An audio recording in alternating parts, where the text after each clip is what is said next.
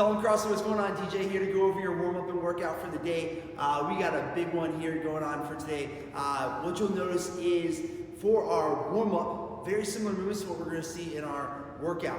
Now the workout today is called triple threat, right? You'll see why in just a couple minutes, because as I go over it, you'll notice that we have 3 individual AMRAPs, all right, with a little rest in between. Now as far as the warm-up goes, we're going to start with a 3-minute AMRAP. Now just focus on the quality of these movements here. We're not really intending to go super fast. We just want to move well, right? And really focus on the range of motion and achieving the proper standards. Now the first thing we have here is 5 kettlebell or backpack sumo deadlifts. Now for your sumo deadlift, we want to make sure that we have a much wider stance today, right? In your typical conventional deadlift, we have a narrow stance. When you're going for a sumo style, just make sure you spread your feet out a little bit wider, okay? Now my suggestion for those of you who are using the backpack today, just grab around the backpack like so, or you can even use your strap at the top, all right? But a nice wide stance, you're just gonna do a sumo deadlift with either your kettlebell or your backpack. Key things to focus on here is to make sure that you start or initiate that movement with a hinge. You want your shin to stay nice and vertical throughout the most of that deadlift, okay? If you notice that as you go down to the ground, you start to round your back, my suggestion to you would be to try to elevate the floor. Right, so if you have a plate or if you have something that you can put underneath your weighted object, that'll help to keep that nice midline position. After that, you're going to 10 alternating lunges, all right, so just stepping forward, stepping back, and then switching legs. You'll then go into 10 hollow rocks. Now, we're seeing these a lot in our cool downs and our finishers, so make sure you're practicing these. Great way to improve your core strength.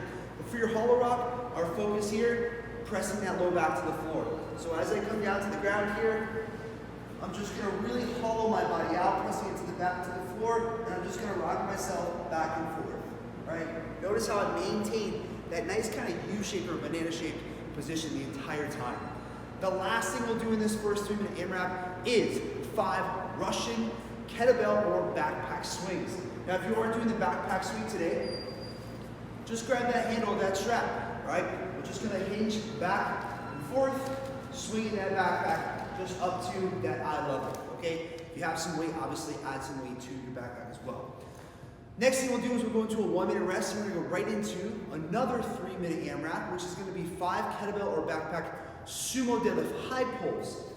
This is now where you're gonna start to connect the 2 pieces. So you have the sumo deadlift and then the high pull with the backpack, right? Suggestion here, again, grab around the backpack, grab the strap, grab something you can hold on to, all right? We're just gonna start here in your sumo deadlift position. You're gonna drive those feet into the ground. I want you to extend your legs, squeeze your butt, pop the hips, and then pull those elbows up nice and high. You'll then go into 10 alternating jumping lunges. If you did jumping lunges yesterday in the workout, my suggestion is just to maybe do some front squats or even some Cossack squats just to warm up, okay? And then lastly, you'll go into 10 Russian style kettlebell swings or backpack swings, all right? Now, the workout today, we have triple threat. For triple threat, you're gonna start with a 7-minute AMRAP, then a 1-minute rest, then a 5-minute AMRAP, 1-minute rest, and then a 3-minute AMRAP, and then you're done.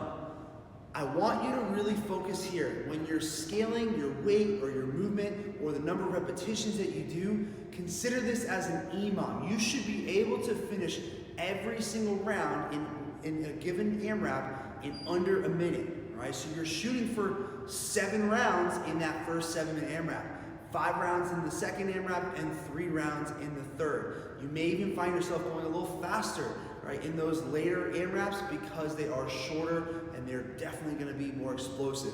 Now, the big thing we have here is you're going to see that you have that backpack sumo deadlift high pull in the first round. Then you're going to go into the backpack front squats. Now this is something that's consistent all throughout, right? Whether you're doing the at-home workout or you're doing the regular workout for the 30-minute workout today, all right? So for the backpack front squat, just holding that backpack in that front rack position, just squatting down and then standing up nice and tall. Again, you can hold it that way. You can also hold it this way. If you want to even challenge yourself, throw the backpack up on the shoulder, right? Whatever you can do to get that backpack into a position where you can execute a squat. Then you have your tuck-ups. Now this is a movement you're going to see in every single AMRAP. For the tuck-ups, you're going to start laying on the floor. All you're gonna do here is just tuck your knees into your chest, tuck up, and then come back down. Up and back down. All right, so you'll see those in all 3 AMRAPs. All right, just focus again, coming all the way down to the floor, coming up by tucking your knees into your chest. Now, what we're gonna see here in the progression is you're gonna go from a sumo deadlift high pull in round 1, to then you're gonna go to a Russian kettlebell or backpack swing in round 2, and then you have backpack, just regular swings, right? Or actually you have a backpack hang muscle snatch in the at-home workout. It's a little bit different for the other workout, right? But for the hang muscle snatch, you're gonna hold on to that backpack either on either ends or on the sides. You're just gonna focus on doing a little dip, drive, and then drop under with that backpack overhead. Now, if you want a wider grip, just go with the longer variation. A narrow grip, obviously you would go ahead and hold the backpack like so, right?